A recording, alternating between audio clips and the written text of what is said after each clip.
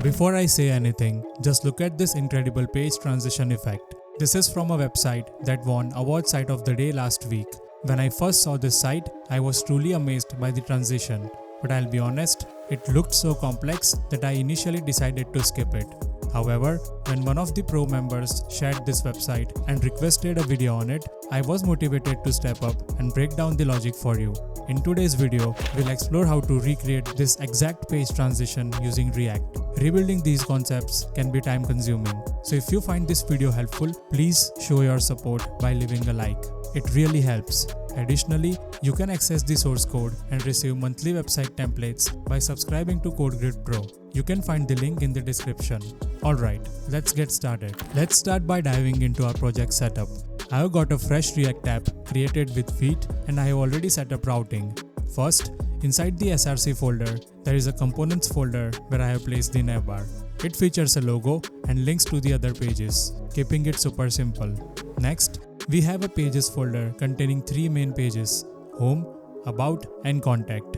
Each page is straightforward, mainly consisting of a container with an h1. In the app.jsx file, I have imported the navbar and all the pages and integrated the routing. If you are interested in the specifics of setting up basic page routing, check out my earlier video on creating React page transitions, where I walk through each step of adding routing.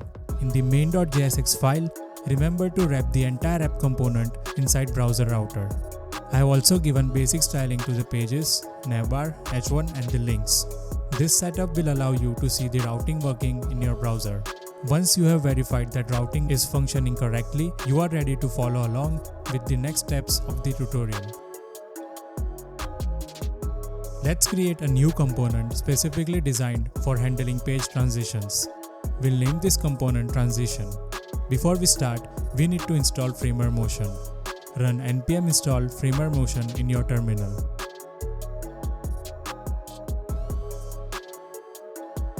Once that's finished, we need to import it. Now we'll define a function that helps us manage the animation delay for each block. Let's call it calculate random block delay. This function will take the row index and the total number of rows as parameters. It calculates a random delay for each block, ensuring that the blocks animate at different times for a more dynamic effect. Inside this function, we start by generating a random delay for the block somewhere between 0 and 0.5 seconds. Next, we calculate a delay based on the row's position.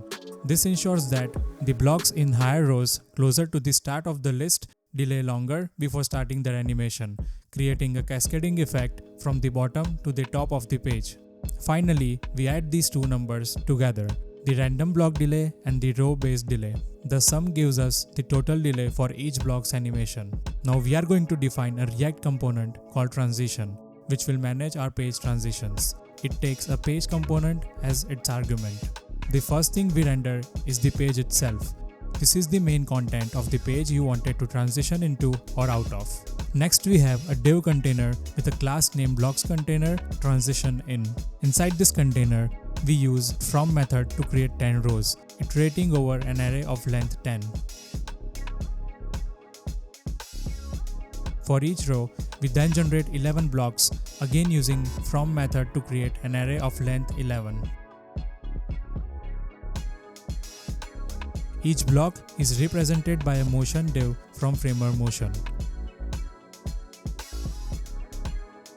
Each block starts with a scale y of 1, meaning it's fully visible. We animate it to scale y of 0, which makes the block collapse vertically. The initial, animate, and exit properties of motion div control these animations. We also specify the animation duration, easing function, and the delay calculated by our random function.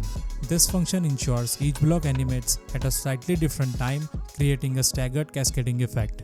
This animation will run on the upcoming page, revealing the content on the new page, not the current one. I'll simply duplicate the entire container and just update the class name to transition out. This setup is almost identical to the transition in, but the initial animation states are reversed to handle the outgoing transition. Here, each block starts invisible with scale y of 0 and becomes visible changes to scale y of 1 as part of the exit animation. By wrapping the page component with these animated blocks, we create an engaging visual transition effect whenever the user navigates between different pages in the app. You won't be able to see anything yet, of course. We will have to define a few styles for these elements. So let's do that now. For the blocks container, we fix it to cover the entire viewport, making it full screen, and do display flex and set the flex direction to column for the rows. We'll also ensure it doesn't block the user interactions with pointer event set to none. Each row within this container stretches across the full width and divides the space equally. The blocks will also share some width using flex set to 1 and style with a grey-green background and a tiny negative margin to overlap slightly. For animation dynamics, blocks entering have their transformation originate from the top, while blocks exiting transform from the bottom. That's pretty much it. Now let's move on to the final step. First, head over to your app.jsx file. Here we'll import animate presence from FramerMotion, which allows us to animate components as they enter and exit the DOM. Next, we enclose all your routing components within the animate presence and set its mode to wait. This setting ensures that the exiting components complete their animations before the new components are rendered. The final touch involves integrating the transition component with each page. Go to the home page, import transition from the components directory, and export the page using our transition component. This way, every time you navigate to the home page, it will have our custom transition effect. Do the same with the other two pages as well.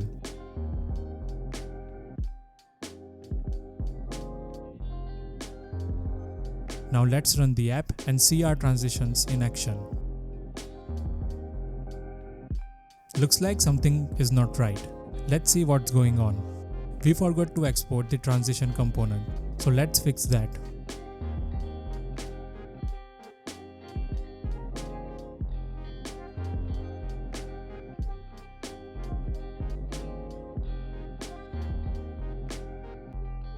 Still not working.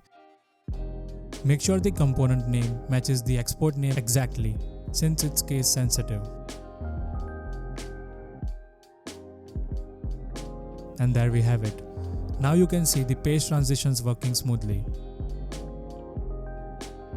Hope you found this video helpful. See you in the next one.